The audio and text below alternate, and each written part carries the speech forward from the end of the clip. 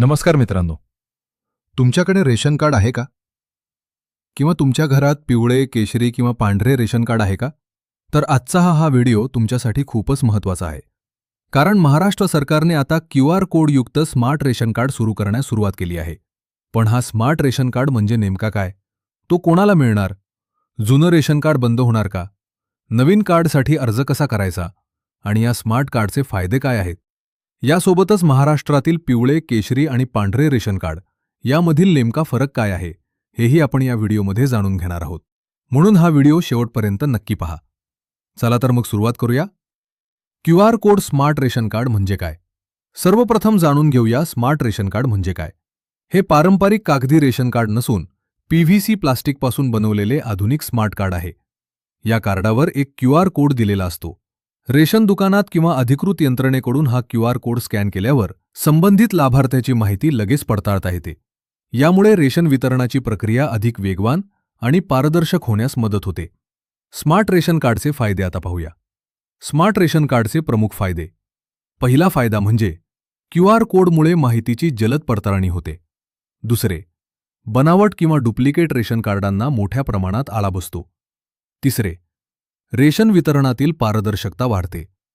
चौथे, लाभार्थ्यांची माहिती डिजिटल स्वरूपात उपलब्ध राहते. पाचवे, हे PVC कार्ड असल्यामुळे पाण्याने खराब होत नाही आणि अनेक वर्ष टिकते. आणि सर्वात महत्त्वाचे म्हणजे शिधा वाटपातील गैरव्यवहार आणि चुका कमी करण्यास या प्रणालीची मदत होऊ शकते. स्मार्ट रेशन कार्डवर कोणती माहिती असते? या स्मार्ट कार्डवर साधारणपणे रेशन कार्ड क्रमांक, कुटुंब प्रमुखाचे नाव, कुटुंबातील सर्व सदस्यांची माहिती, रेशन कार्डचा प्रकार, QR कोड आणि आवश्यक ओळख माहिती दिलेली असते. स्मार्ट रेशन कार्ड कोणाला मिळणार? हा प्रश्न अनेकांच्या मनात आहे. सध्या नवीन रेशन कार्डसाठी अर्ज करणाऱ्या पात्र नागरिकांना स्मार्ट रेशन कार्ड दिले जाईल. तसेच ज्यांच्याकडे जुने कागदी रेशन कार्ड आहे त्यांनाही शासनाकडून टप्प्याटप्प्याने स्मार्ट रेशन कार्ड दिले जाणार आहेत. मात्र सर्व जिल्ह्यांमध्ये वितरण एकाच वेळी होणार नाही. अर्ज कसा करायचा?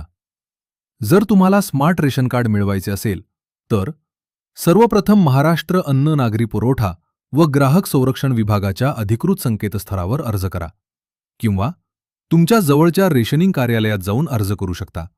आवश्यक कागदपत्रे जमा केल्यानंतर पात्रता पडताळणी पूर्ण झाल्यावर स्मार्ट रेशन कार्ड जारी केले जाईल. महत्त्वाची सूचना. आता सर्वात महत्त्वाची गोष्ट.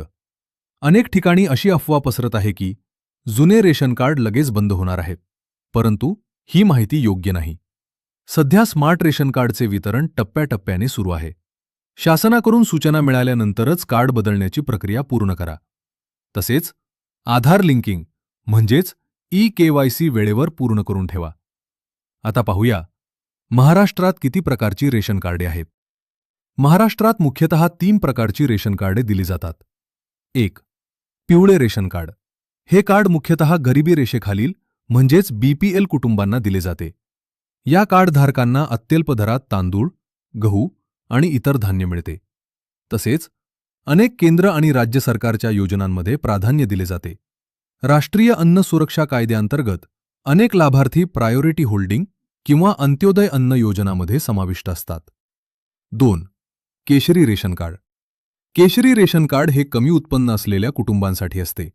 या कार्डासाठी वार्षिक कुटुंब उत्पन्न साधारण 15,001 रुपयांपासून 1 लाख रुपयांपर्यंत असणे अपेक्षित असते. या कार्डधारकांनाही पात्रतेनुसार स्वस्त धान्य मिळते.